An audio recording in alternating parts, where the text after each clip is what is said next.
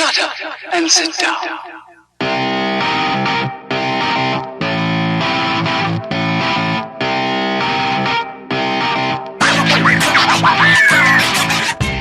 Hi, welcome back to Not So Obvious Watches. Return to something I haven't done for a little while today, a watch review.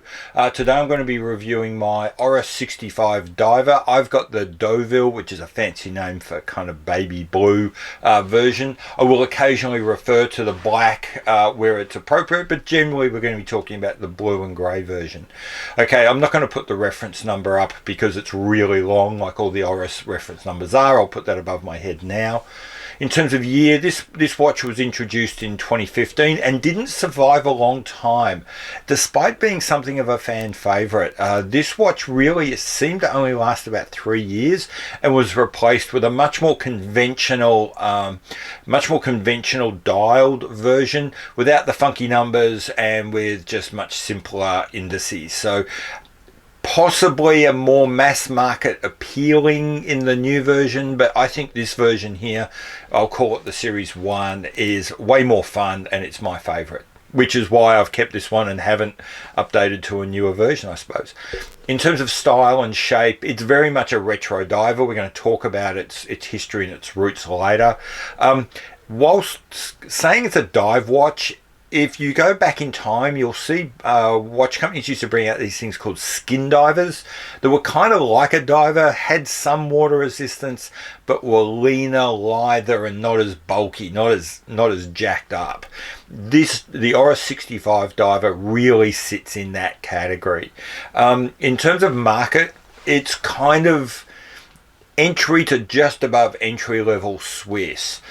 It's not the cheapest Swiss model that you'll find. It's a little bit more expensive, but being such a fan favorite in terms of market cachet, it punches a fair bit above its weight. And again, we'll delve into that a fair bit more later. In terms of functions, nothing particularly outstanding with this watch. Time and date, it's powered by an NSOW 200, which is a workhorse of this kind of low to mid-level Swiss brands. It hacks at hand winds. It's got a quick set date. Runs at 28,800 beats per hour or 4 hertz. Again, fairly standard for this end of the market. Could be considered high beat when compared to, say, equivalent Seikos, which will be at 3 hertz, but no big deal there. Power reserve is 38 hours. Again, pretty much bang on industry standard for this segment. To get much more than that, you're looking at like Tudor Black Bays, which will take you to 70, which is a huge jump in power reserve and very useful, but also you're paying 3 times the price. Legibility, pretty good, not fantastic, but then, as we'll discuss, this watch is not really about the ultimate in precision. It's mostly about looks and feel and fun. So the simple batten hands are nice and easy to see, and you can see them from pretty much all angles. But that said, the markings aren't really designed to be that precise. The way the minute hand lines up with the markings, it's not really about trying to track your time down to the minute. And combined with that, the doming of the dial, the doming of the crystal, and the big bold numbers that kind of smear out across a bunch of marks. Look, you'll know where you are within a minute to 2 minutes either way. But yeah, this watch isn't really designed to give you the most legible, the most accurate timing you can get. In terms of versatility, this watch is kind of, it's got both its upsides and its downsides. In terms of wearability, it's incredibly versatile. 40 millimeters across, 45 millimeters bar to bar, 13 millimeters thick, but most of that is this very heavily curved, very heavily domed sapphire, so it will easily slip under pretty much any cuff you can imagine. It really is a svelte little thing for a diver, and it fits on my 7.5-inch wrist really easily. The lugs don't have a particularly aggressive sweep down, nor are they're sort of mounted mid-case, so they don't wrap around the wrist a lot. But again, because the watch is so slim and the bar to bar is so short, it's not really much of a problem. And I reckon you can go on a very small wrist. You could probably get down to maybe 6.5 inches pretty easily with this watch. In terms of robustness, well, 316L steel and sapphire crystal, so that's going to be pretty robust. The bezel insert is aluminium, so it's likely to take some wear and tear over the longer haul. But then on the other hand, the nature of this watch is it's unlikely to be a daily wearer. It's probably going to be more of a sort of a party occasional watch. So I suspect the life on that aluminium bezel will be measured in decades, not years. It's got 100 meters water resistance with a screw down crown, and this is kind of controversial. I'm not a fan of 100 meters water resistance in a watch that puts the word diver in its name. You want to call yourself diver like some of the Seikos do. Even I've got a sort of a low-ranking entry-level Citizen that's kind of diver styled. It's got 100 meter water resistance. Those watches can't bring themselves to call themselves divers, and yet Oris does with just its 100 meter water resistance. Now, some people will defend that on the basis that that's all the original had, and that that's keeping in history. I'm not so comfortable with that, and it's 2019, fellas, not 1969. If you're going to call yourself a dive watch in 2019, I expect more than 100 meters water resistance. I don't normally talk about bands under the heading of versatility, but I think it's really appropriate here. Again, 20 millimeters lug to lug, and it is the watch being so small and so light and having such a low profile. This watch can be something of a strap monster, and that really adds to the versatility of the watch. You can put pretty much any kind of band you want on this, safe in the knowledge that it will A, fit with those 20 millimeter lugs, and B, it's not going to make the watch sit particularly proud, or it's not going to you're not going to need a particularly heavy band to anchor down a big wobbly watch head. So you're really going to have a lot of options with this watch. This is actually one of the very, very few watches I've ever bought that came on a NATO. And Oris went and sold me a watch on a NATO, and it is without doubt the best NATO I own. It's this lovely, soft, supple, silk, almost ribbon-like NATO strap. I've never found someone who makes one aftermarket as nice as this. If anyone knows of a watch brand that does aftermarket NATOs that are as silky smooth as this, please let me know, because I would love to get some more. Now, I wouldn't normally talk about colors under the heading of versatility either, but the colors of this watch I think are relevant to this case. If you get the ORIS Diver 65 in the black, that is a super versatile watch. That'll go with pretty much anything. But if, like me, you love the funkiness of the Deauville, the blue and the grey, then it's probably less so. The colorways and the fonts on this watch are incredibly playful and fun, which is great, except if you're in a very formal or very business-like function. Now, you could have the swagger to pull it off, and in which case ignore what I just said. But I think for most people, they're going to be conscious of the fact that this is a playtime watch, not a work or formal dinner watch. In terms of looks, this watch was one of the vanguard of those kind of vintage-inspired divers of about 5 to 6 years ago. So I probably think the original big daddy of this kind of recreational reissue of dive watches was probably the Longines Legend Diver, quickly followed by the Alpina Sea Strong Heritage, and then the ORIS Diver 65. More recently, you've got the Longines Skin Diver, which in looks and feel is actually probably more of a better counterpart for this, but it's also significantly more expensive. I'll double check. I think it's probably about twice the price of this thing. But if you do look at the Longines Skin Diver, you'll really see what I meant before when I said the lightness and svelteness of this watch is much more like an old 60s skin diver than it would be a more modern diver style. It's got this thin little mid case with a very light polish on the side. Again, thin, clean little lugs, very unfussed, not a lot of decoration, no chamfering or beveling, and again, a very light brushing, just a satinized finish over the top of the lugs.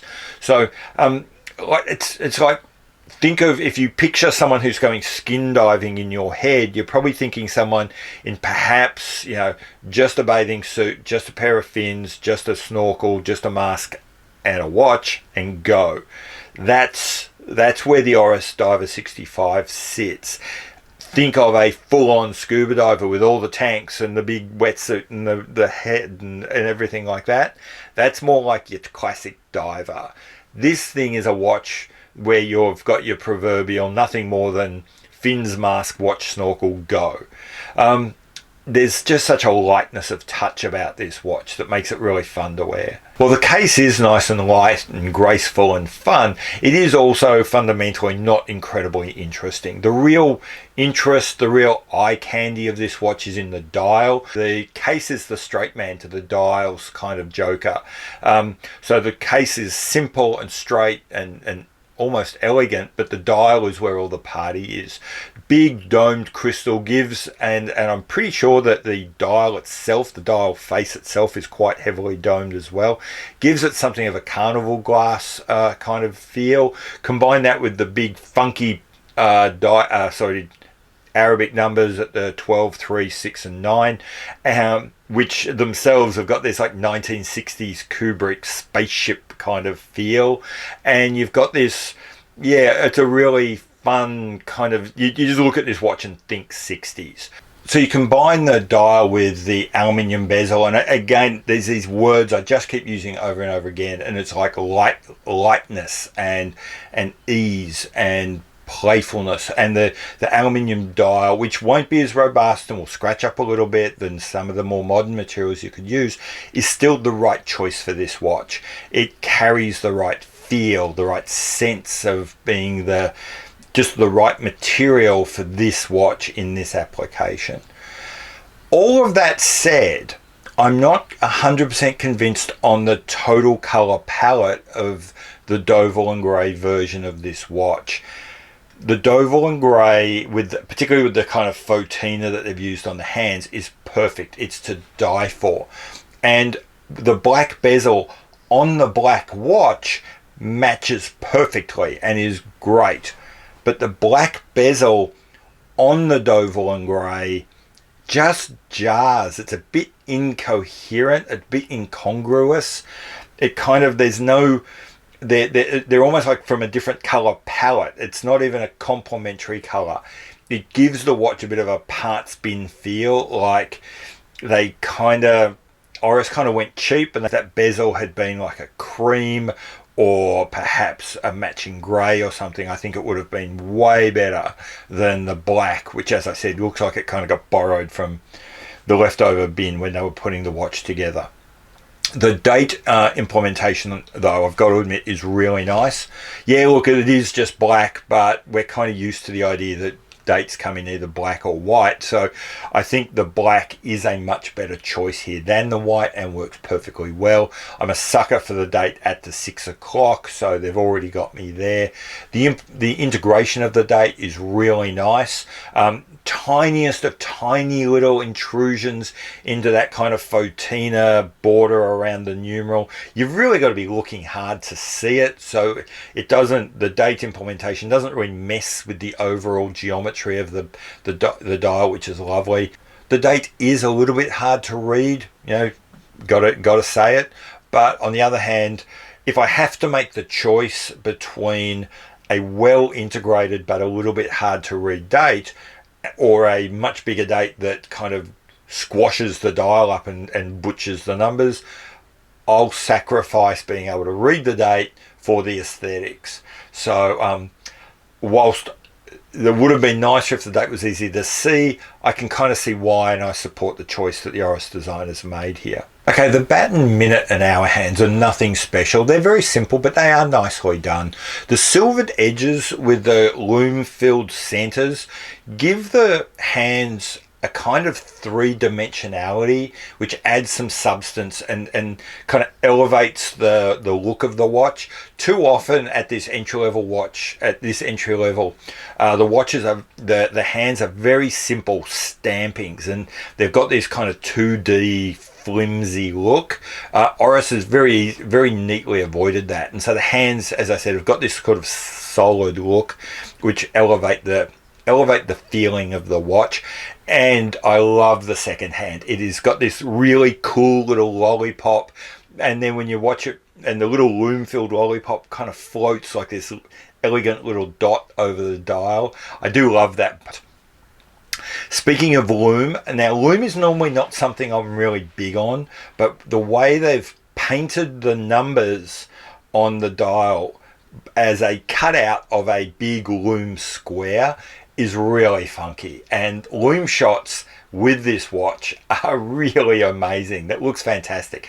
The lume's not great, so you have to like really charge it, and then you only get to see the light show for about, well, maybe 20 seconds, but that 20 seconds is kind of worth it. And I really compare this with very favorably with the Seiko Neo Sport I reviewed a couple of weeks ago, where it kind of promises that you're going to have these big lume-filled numbers and a bit of a light show at night, and then fails to deliver. The ORIS definitely delivers, just not for very long. The case back is absolutely nothing special, but given the movement inside and the fact that ORIS normally doesn't decorate these things other than perhaps put a red rotor on it, no harm, no foul there. On the wrist, it looks really good. As I said before, it's not super aggressively hugging the wrist. The lug attachments are quite high, albeit it's a very thin case, but the lug attachments are quite high. The lugs don't angle down particularly aggressively, so it does sit quite flat on the wrist, but because it is so thin, that's no big problem.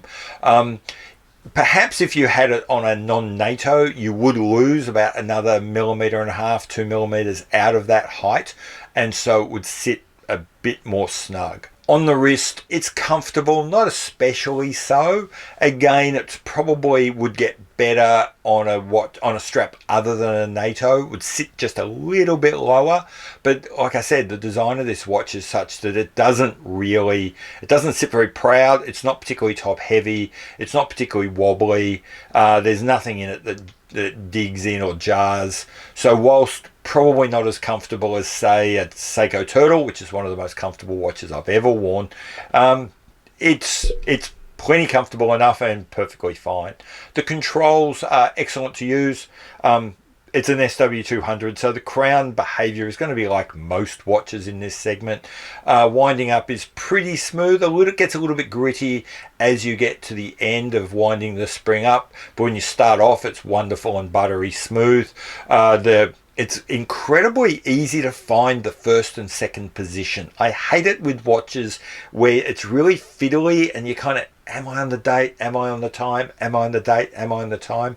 With this one, you know exactly where you are. It's nice and crisp. It moves into first or second position, locks in there. You can make your adjustments without having to fiddle backwards and forwards. Likewise, threads really easily, no problem there. So good workman-like feel. Overall, no problems. In terms of build, basically the word I'll use over and over again in terms of how it's built, how it's put together is, it's fine. Nothing great. There's nothing exceptional about it. As I said earlier, if you look, the case design itself is pretty simple. Nothing much going on, therefore not much to screw up. A mid-polish, a light brush, all the curves are long and lithe but pretty straightforward. They haven't tried to do anything fancy with like a vertical curve, so it curves sort of from lug to lug, but vertically down the case sides it's pretty straight up and down, so it's hard to screw that up, and they haven't. In terms of the dial, I spoke a lot, quite glowingly, about the design of the dial and the choices, but when you get closer and look at like the execution, it's really simple printing on an unexceptional and essentially featureless, maybe semi-gloss dial surface. Not a lot of opportunities for the builders to like show off their craft, but then on the other hand, not a lot of opportunities to screw it up either. So it's, you know, as far as build goes, the dial's fine. The bezel, again, fine, but unremarkable. That theme of lightness and delicacy really does come through with the dial, with the bezel. So its action is probably perfect for the style of watch it is. It's not difficult to move. It spins quite easily, but it's just firm enough that you're not going to knock it. Yeah, again, it's got that kind of light and breezy feel that you would expect of a diver of this style. A little bit of back play, but not a huge amount. From an ease of ownership point of view, first off, buying it in the first place, brand new, depending on your band choice, these things were between $1,600 and $1,800.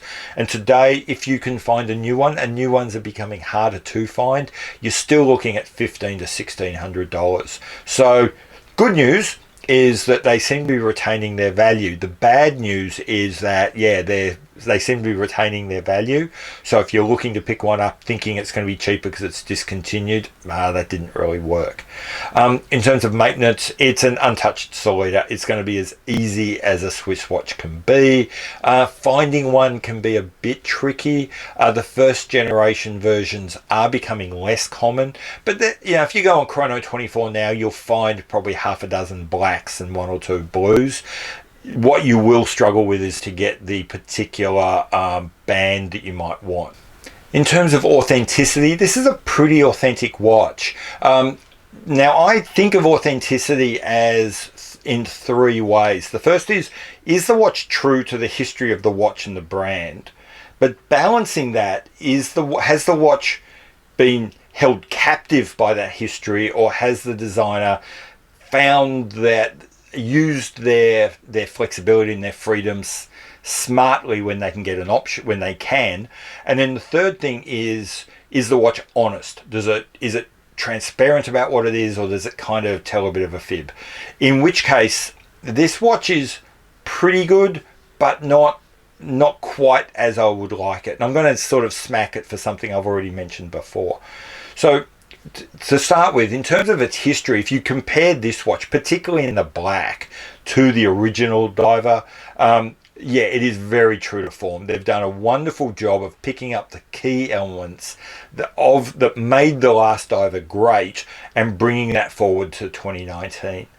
And they've also really, I think, made smart choices in every area but one when in modernizing the watch. It has grown a little from 36 to 40 millimeters. Obviously, it's got a vastly improved movement.